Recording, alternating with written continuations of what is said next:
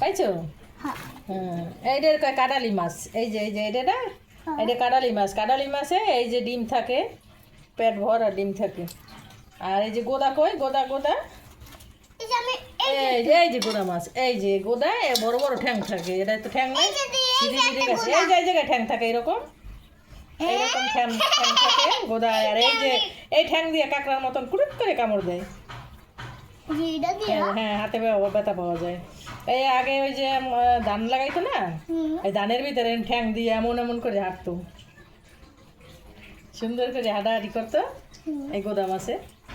কিন্তু এই গোদা মাছ বেশি খাইতে স্বাদ না, এই কাটালি মাছ খাইতে স্বাদ বেশি। এটা হলে ওই থাকে, ডিম ভরা থাকে, প্যাডে ডিম ভরা। আর এই সিজনই এই কাটালি মাছটা বেশি পাওয়া যায়। আগে সরা দিলে কুড়া দিয়ে, তারপর সরা দিত কেমনে জানো? এই যে মাটি মিলে তারপর সরা দিত। এবার বাড়িতে না এতটুকু করে মাছ পাইতে, এবার রান্না করে সবাই মিলে জেলে খাইতে। কত চিংড়ি মাছ আনলো আমার দাদি, ছোটো ছোটো চিংড়ি মাছ এরই সব টালা দিয়ে ওই ভরে রাখতে, হাঁড়ি ভরে এবার রাখতে দিত। পরে যে সকালে পানি ভাত আর এই চিংড়ি মাছ এগুলো খাইতো। পানি ভাত খাইতে খাইতাকে পানি ভাত দেশে পানি ভাত খাইতো সকাল হইলে, এখনও তো খাই দেশে পানি ভাত। আর দেখ না, আমি মাঝে মাঝে পানি ভাত খাই, আমার পানি ভাত ভালো লাগে।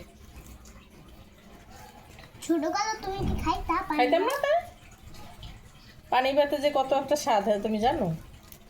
না জানবা কেন? তোমরা তো খাও না, প্রীতি করতে আমার গরম ভাত রান্না করা লাগে।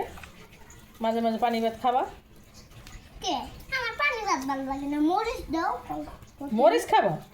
না ও পানি ভাতে মরিচ দিতে? পানি ভাতের স্বাদই তো ওই পোড়া মরিচ, পেঁয়াজ, তোমরা মরিচ খাও কে? বড়া এগুলো।